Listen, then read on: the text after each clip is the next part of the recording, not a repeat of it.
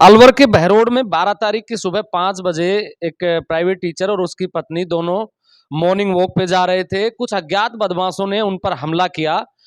दोनों ही पति पत्नी के पैर तोड़ दिए और पति को तब तक मारते रहे जब तक उसकी पत्नी, जिसका एक पैर फ्रैक्चर हो गया था पूरी तरीके से और सर फट गया था, सर से खून बह रहा था, वो अपने पति पर आकर गिरी, तब जाकर उन बदमाशों ने मारना छोड़ा।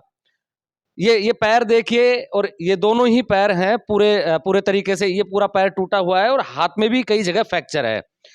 उन्हीं से बात करते हैं कि आखिर ये मामला क्या था। सर, क्या नाम है आपका? दीपक यादव है तो सर। क्या चीज पढ़ाते हैं, कहाँ पढ़ा रहे थे, क्या मामला है ये?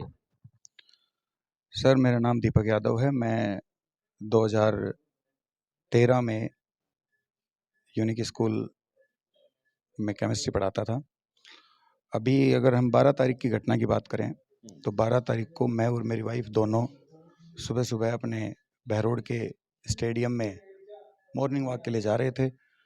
अक्सर हम डेली जाते हैं, तो हमें कोई अंदेशा भी नहीं था।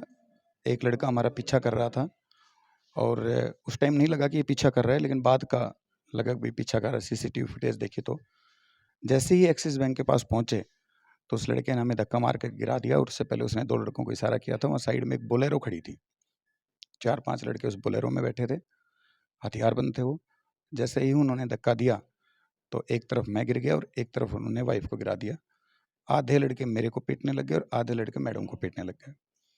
उसके बाद जैसे ही मैडम के सिर में चोट आई और मैडम को जब सिर से खून निकलने लगा तो फिर वो मैडम को छोड़ करके सारे मेरे ऊपर टूट पड़े। फिर उसके बाद मैडम ने थोड़ा साहस का परिचय दिया और वो आकर के मेरे ऊपर गिर गई।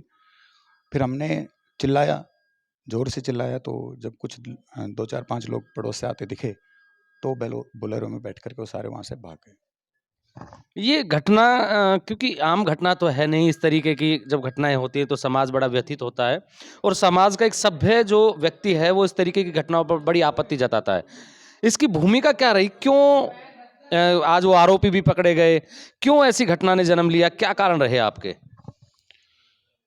सर 2013 में मैंने यूनिक स्कूल को ज्वाइन किया था, केमिस्ट्री पढ़ाता था। तो 2020 तक सब कुछ ठीक ठाक चलता रहा। कोविड में कुछ मैंने यूट्यूब चैनल शुरू किया था, उसको लेकर के कुछ अनबन हुई, लेकिन वो अनबन चली, उसका समझौता भी हो गया था। उसके बाद फिर मैंने उस अनबन के बाद उस स्कूल में पढ़ाना उचित नहीं समझा। मेरे कुछ जो साथी थे उन्होंने कहा कि अब आपका यहाँ पढ़ाना ठीक नहीं है। हालांकि मेरे ऊपर प्रेशर भी दिया गया कि आप यहीं पढ़ाओ, लेकिन मैंने मना कर दिया। उसके बाद जब मैंने वो स्कूल छोड़ दी थी तो मुझे उसी टाइम धमकी दी गई थी कि आपने अच्छा नहीं किया। मेरे पास धमकी के प्रूफ भी हैं और लगातार मुझे इस तरीके के मैसेज मिल रहे थे कि आपके ऊपर अटैक हो सकता है, अटैक हो सकता है। लेकिन मैं ये समझा कि बहरोड और प्रशासन की तरीके से सब ठीक है और मेरा व्यवहार सबसे ठीक है, तो मुझे नहीं अंदेशा था कि मेरे साथ ऐसा कुछ होगा। नहीं, दूसरी बात ये कि मास्ट जो कम्युनिटी है वो इस तरीके की हरकतें करती भी नहीं है। जी, मैं तो ये कहता हूँ सर, शिक्षक एक समाज को दिशा देता है बच्चों को, क्योंकि वही बच्चे आगे आकर के समाज में बड़े बनते हैं। तो मुझे नहीं लगता कि ऐसा कुछ होता है या होना चाहिए। अब उनकी पत्नी से बात करवाते हैं और इनका परिचय मैं करवा दूं कि जब मैं कॉलेज में था, आरआर कॉलेज में 2004, 5, 6, 7, तो ये जीडी कॉलेज में पढ़ती थी और मैं आरआर कॉलेज का स्टूडेंट था, तो हम एक ही जगह ट्यूशन पे जाया करते थे। नाम मुझे आज भी याद नहीं है, क्या नाम है आपका? ज्योति यादव। ज्योति, क्या हुआ था उस दिन सुबह सुबह? सुबह सुबह जब 5:30 बजे मॉर्निंग वॉक के लिए जा रहे थे तो हमारा घर तक्षशिला स्कूल के सामने है। एक कोई लड़का पहले से वहाँ खड़ा था, क्योंकि रेकी की गई थी कि हमारा फिक्स शेड्यूल है, उसी टाइम हम निकलते हैं। लेकिन हमें कोई आइडिया नहीं था दूर दूर तक कि कुछ ऐसा होने वाला है। तो वहाँ जो लड़का खड़ा था वो सीसीटीवी फुटेज में देखा कि पीछे पीछे आ रहा है। उस टाइम तक भी कोई आइडिया नहीं था। जैसे ही हम कुछ दूरी पे आए तो एक दुकान है, उसकी सीढ़ियों पे 2 लड़के बैठे थे। उन्होंने मुँह पे ग्रीन कलर के मफलर बाँध रखे थे, बिल्कुल टाइट, उनकी आँखें भी नहीं दिख रही थी। लेकिन जैसे ही मैं वहाँ से गुज़री, हम दोनों, तो उन्होंने इशारा किया एक-दूसरे को उँगलियों से ऐसे, तो मुझे कुछ डाउट हुआ। लेकिन फिर भी मैंने वो बात हस्बैंड से शेयर नहीं की कि ऐसा कुछ है। जैसे ही मैं 10 कदम आगे चली तो मुझे कुछ आवाज़ आई पीछे से जूतों की।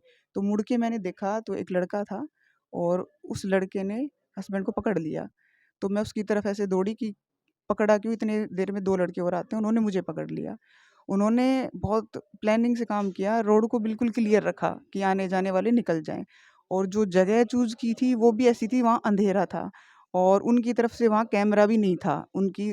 वो ये सोच रहे थे यहाँ कैमरे की रेंज नहीं है, लेकिन वहाँ एक शोपर्स खजाना है, उसकी रेंज थी वहाँ तक, जिसकी सीसीटीवी फुटेज में वो आया है। तो उन्होंने एक किनारे डाल लिया हस्बैंड को, एक किनारे मुझे। बोलेरो गाड़ी पहले से ऑलरेडी खड़ी थी वहाँ, उसमें काफ़ी डंडे, हॉकी, सरिये, हथियार रखे थे उनके। विदिन 3-4 सेकंड्स वो उतर के आ गए और वो लेके आ गए उनको।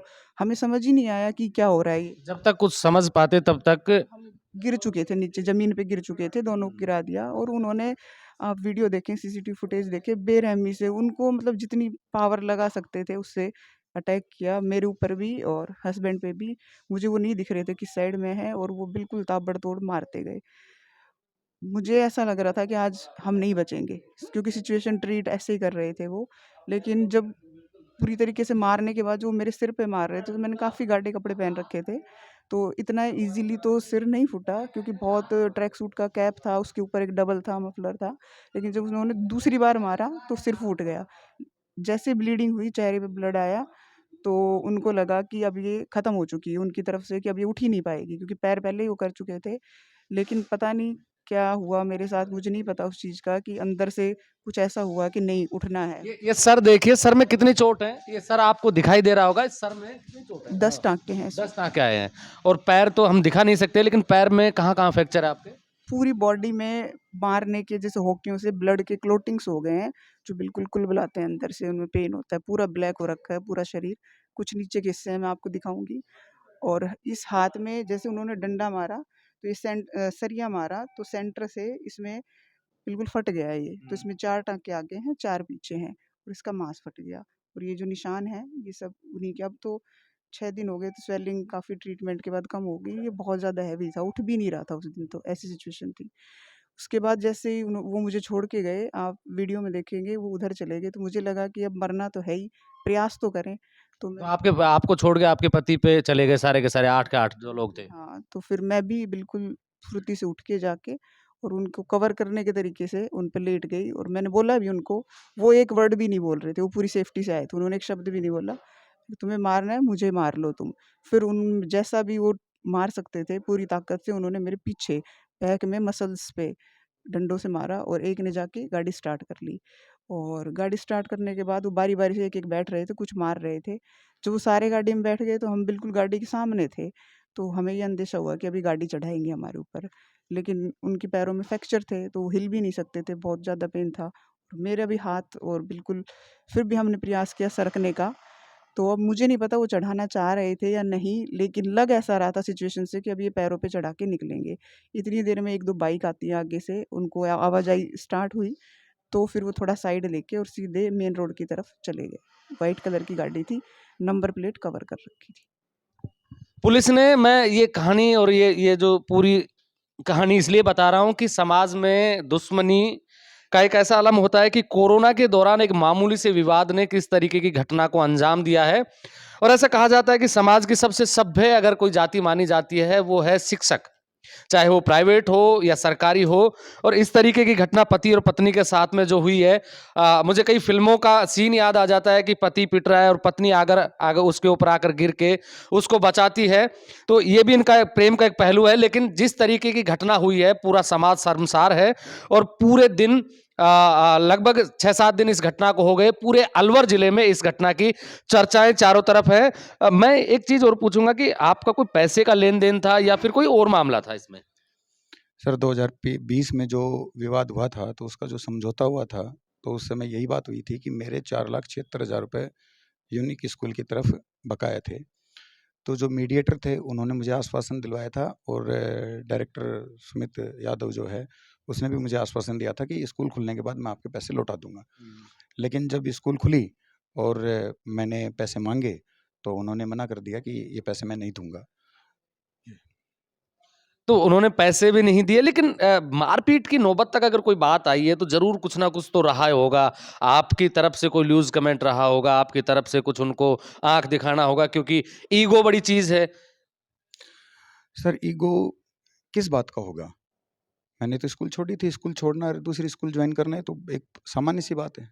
मुझे नहीं लगता कि इसमें मैं कोई बहुत बड़ा आदमी बन गया कि स्कूल छोड़ दिया मैंने, क्यों दिखाऊंगा। बाकी इसके अलावा भी अगर कहीं मेरे पास तो प्रूफ है कि उन्होंने मेरे को उसके बाद धमकियाँ दी।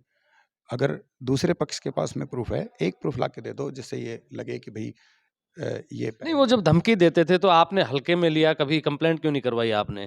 या कभी कोशिश की हो घर की परिस्थितियों में कि चलो कोई बात नहीं, छोड़ देते हैं? जो धमकियाँ दी गई थी वो कुछ इस तरीके से दी गई थी कि एक रिकॉर्डिंग है मेरे पास जिसमें मुझे ये बोला गया था कि अगर यूनिक के खिलाफ बोले तो आपको पैरों पर खड़े होने लायक नहीं छोड़ेंगे। लेकिन उसके बाद समझौता हो गया था और उसके बाद मुझे काफ़ी लोगों से मैसेज मिलते थे। एक जो मैं चर्चा कर रहा था कि 1.5 साल पहले 2 लड़के मेरे पास आए थे। उन्होंने मुझे बाउंड कर दिया था कि आप हमारा नाम नहीं लोगे क्योंकि फिर हमारी दुश्मनी हो जाएगी। तो एक तो मुझे अपने काम पर फोकस करना था, सबसे पहली बात तो ये थी।